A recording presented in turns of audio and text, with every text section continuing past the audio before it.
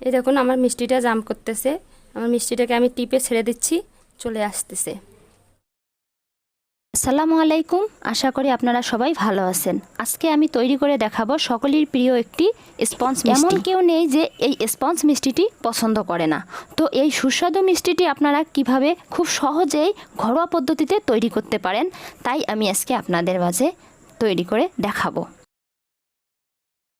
তো এই মিষ্টিটি তৈরি করার জন্য আমি এখানে হাফ লিটার দুধ নিয়েছি। দুধটাকে আমি হালকা গরম করে নেব। যখন দুধটার বলক আসবে ঠিক তখনই আমি দিয়ে দেব লেবু। তো বন্ধুরা দেখুন, যখনই আমি লেবুর রসটা দিয়ে দিচ্ছিলাম ঠিক সেই মুহূর্তেই এরকমভাবে আমার দুধটা ছাড়া ছাড়া হয়ে যাচ্ছে, পানি থেকে ছানাগুলো আলাদা হয়ে যাচ্ছে।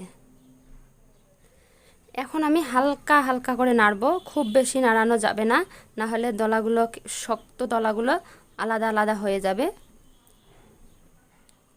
এভাবে আমি 1 থেকে 1.5 মিনিট পর্যন্ত নাড়ব। 1 থেকে 1.5 মিনিট পর্যন্ত যখনই আমার নাড়া শেষ হয়ে যাবে ঠিক সেই মুহূর্তে আমি এটাকে ঢেলে নেব।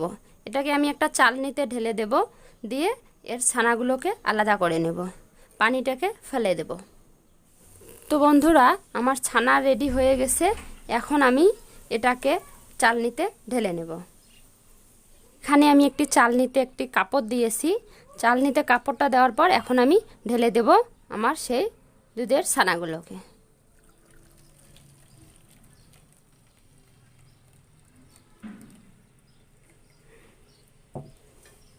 আমার ছানাটা দেওয়া হয়ে গেছে। এখন আমি দেব সামান্য পরিমাণে পানি, ঠান্ডা পানি দিয়ে আমি এটাকে ভালোভাবে ধুয়ে নিলাম। তো বন্ধুরা আমার এই যে এতটুকু পরিমাণে ছানা হয়ে গেছে, আর আমি এখানে 2 টেবিল চা চামচ পরিমাণ নিয়েছি ময়দা। এখন আমি এই ছানাটাকে খুব ভালো করে মথে নেব। ছানাটাকে মথানোটার উপরেই আমাদের মিষ্টিটার স্পঞ্জ করবে। আর আমি ছানাটাকে খুব বেশি জাল করি নেই, এই কারণে আমার ছানাটা খুব বেশি শক্ত শক্ত হয়ে আসেনি। দেখুন আমার ছানাটা কিন্তু খুব নরম হয়ে গেছে।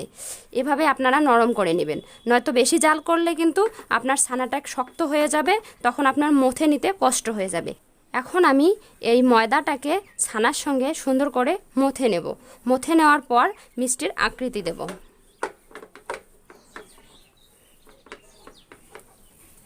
এমন করে আপনারা খুব ভালোভাবে মথে নেবেন। আপনার মথানোর উপর ভিত্তি করেই আপনার মিষ্টিটা স্পঞ্জ করবে। আমার ছানাটাকে মথানো হয়ে গেছে। এখন আমি মিষ্টির আকৃতি দেব।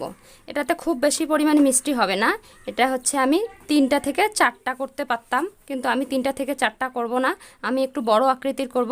আপনাদের যতগুলোর প্রয়োজন হয়, যদি আপনারা খুব বেশি পরিমাণে মিষ্টি বানাতে চান তাহলে বেশি পরিমাণে দুধ নেবেন আর ছানাটাকে বেশি করে নেবেন। যখনই আপনার ছানা বেশি হবে তখনই আপনার মিষ্টির পরিমাণও বেড়ে যাবে। এই দেখুন আমার 2টি মিষ্টি হয়েছে। আমি খুব বেশি বড় পরিমাণে করি নাই, আমি আর ছোটও করি নাই। এগুলা যখনই আমি শিরাতে দেব এর থেকে আরও বেশি পরিমাণে বড় হয়ে যাবে। এখন আমি এটাকে শিরায় দেব। তো চলুন শিরাটা তৈরি করে নেওয়া যাক। এখন আমি শিরা তৈরি করার জন্য চুলায় একটি প্যান বসিয়ে দিয়েছি। এখন দিয়ে দেব 3 কাপ পরিমাণ পানি। আমি এই কাপ দিয়ে 3 কাপ পরিমাণ পানি দেব।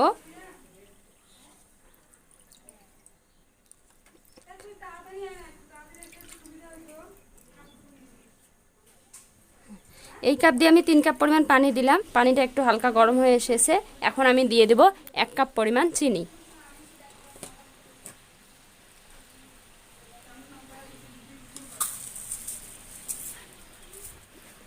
এই কাপ দিয়ে 3 কাপ পানি দেওয়ার পর এখন আমি 1 কাপ পরিমাণ চিনি দিয়ে দেব।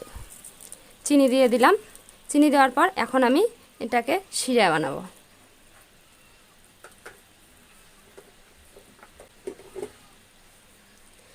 চিনি দেওয়া হয়ে গেছে। আমি এখন এটাকে একটু হালকা নাড়বো আর শিরাটা পর্যন্ত অপেক্ষা করব, যতক্ষণ পর্যন্ত না পানিটা একটু আঠালো হয়ে আসে।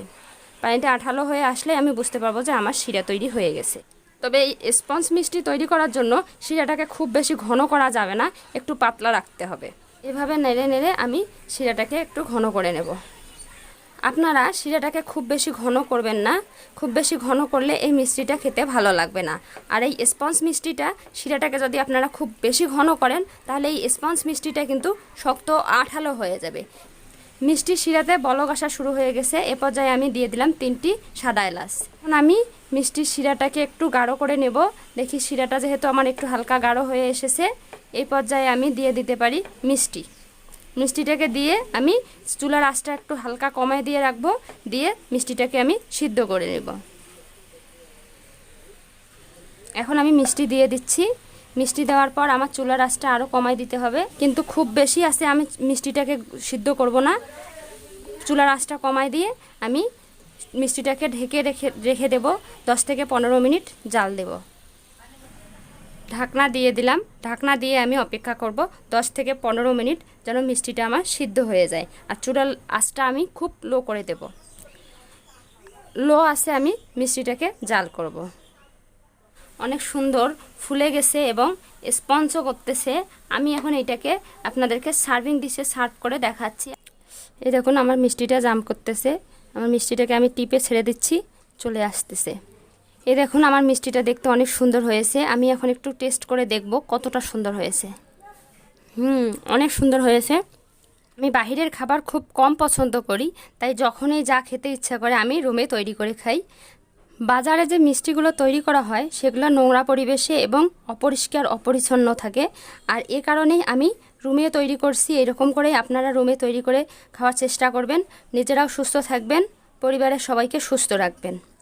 বন্ধুরা, আপনারা 2টি মিষ্টি দেখে কখনো কেউ হাসবেন না। আমি মেসে থাকি, বিকেলের নাস্তার জন্য 2টি মিষ্টি তৈরি করেছি।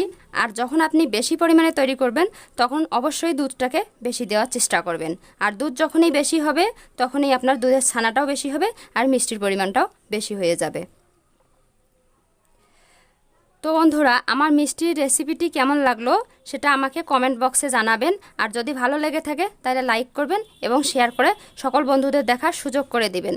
সবাই ভালো থাকবেন। পরবর্তী রেসিপি দেখার আমন্ত্রণ জানিয়ে এখানেই আমি বিদায় নিচ্ছি। ভালো থাকবেন, সুস্থ থাকবেন। আল্লাহ হাফেজ।